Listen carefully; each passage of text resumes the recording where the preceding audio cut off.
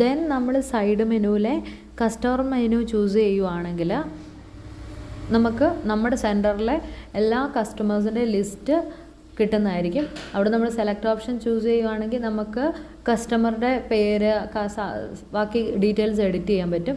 ഇനി അതല്ല, നമ്മൾ മൊബൈൽ നമ്പർ എൻ്റർ ചെയ്യുവാണെങ്കിൽ ആ മൊബൈൽ നമ്പർ 3 ഡിജിറ്റ്സ് വരുമ്പോഴത്തേന് നേരത്തെ പോലെ തന്നെ സെർച്ച് വർക്ക് ചെയ്ത് നമുക്ക് ആ കറണ്ട് നമ്പർ ഉള്ളത് സെർച്ച് ചെയ്ത് വരും.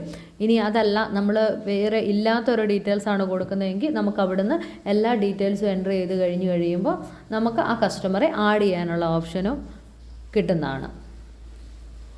ഇവിടെ നമ്മൾ കെയിൻ ജോഷ് എന്നുള്ള പേര് കൊടുത്തു, ഹൗസ് നെയിം കൊടുത്തു, ദെൻ പ്ലേസ് കൊടുത്തു,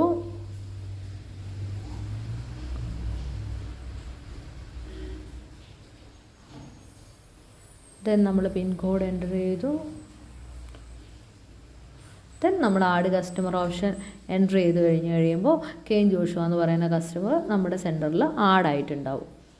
അവിടെ നമുക്ക് സെലക്ട് ചെയ്യാം. സെലക്ട് ചെയ്ത് കഴിയുമ്പോൾ നമുക്ക് വ്യൂ പ്രീവിയസ് വിസിറ്റ് ഉണ്ടാവും. ഇവിടെ കെയിൻ ജോഷുവയ്ക്ക് പ്രീവിയസ് വിസിറ്റ് ഒന്നും ഇല്ലാത്തതുകൊണ്ടാണ് ഒന്നും വരാത്തത്. ദെൻ നമുക്ക് ആ കസ്റ്റമർ ഡീറ്റെയിൽസ് അപ്ഡേറ്റ് ചെയ്യാനുള്ള ഓപ്ഷനും ഈ കസ്റ്റമർ ഐക്കണിൽ നമ്മൾ പ്രൊവൈഡ് ചെയ്തിട്ടുണ്ട്.